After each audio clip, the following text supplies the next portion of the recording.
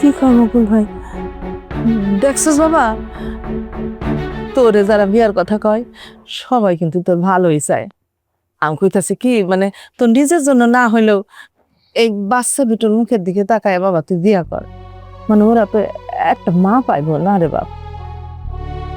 হ আম্মা, মানে আজকে আমার শ্বশুরও কইল যে দেখো বাজান, রাহেলার লেগে আর কতদিন অপেক্ষা করবা?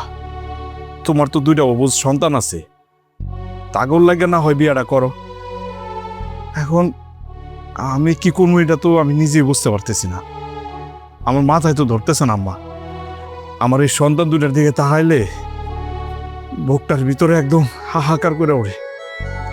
কি করবো বুঝতেছি না আমি। বাবা বিয়েটা করে ফেলো বাবা। তোমার মা কথাটা মন্দ কয় নাই, আর মেয়ের জন্য কইতেছি না।